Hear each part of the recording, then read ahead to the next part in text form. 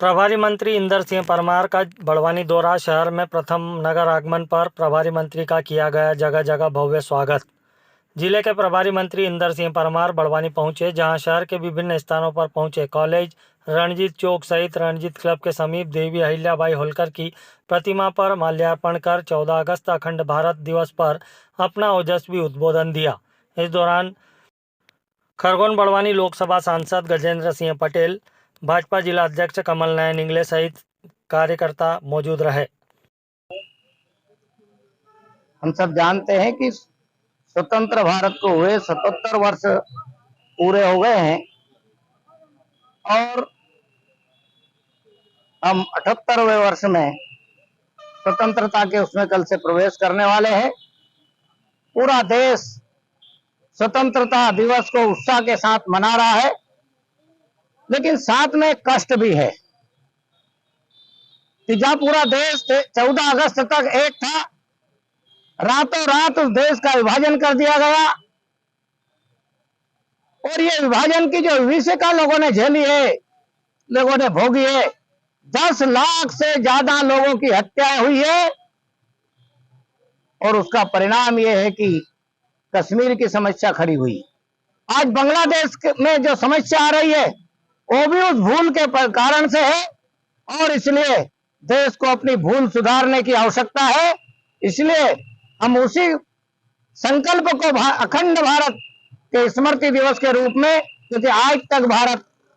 14 अगस्त 1947 को अखंड भारत था, दुर्भाग्य से 14 अगस्त और 15 अगस्त की मध्य रात्रि को इस देश का विभाजन स्वीकार कर लिया गया और इसलिए भारत की ताकत को अंग्रेजों ने जिस प्रकार से कमजोर करके किया था, आज फिर वही लोग, वही देश के लोग जिन्होंने दुनिया से हमारे जनजाति समाज को समाप्त करने की कोशिश की, जो कोलंबस 1492 में भारत आना चाहता था, लेकिन वो अमेरिका में पहुंचा और बाद में अमेरिका के जो जनजाति समाज, जो वहां का मूल समाज था, उसको नष्ट किया गया और उनका धर्मांतरण करके उसको ब्रिटेन के एक प्रकार से उपनिवेश के वाद के रूप में उसको प्रसिद्ध किया गया। दुनिया के कई देशों में, अफ्रीका में ऐसा हुआ और वही ताकत आज हिंदुस्तान में कुछ समय भी कोशिश की, लेकिन हिंदुस्तान के लोग लड़े थे। हिंदुस्तान का आदिवासी समाज ने संघर्ष किया था और बलिदान के कारण उस समय तो सफल नहीं हुए, लेकिन आज फिर योजनाबद्ध तरीके से इस हिंदुस्तान की राजनीति में अपने अनुयायियों को छोड़ करके वही अंग्रेज फिर से वो जो काम उस समय वो नहीं कर पाए उसको कराने की कोशिश कर रहे हैं। लेकिन मुझे विश्वास है हमारा वनवासी समाज, आदिवासी समाज, जिसका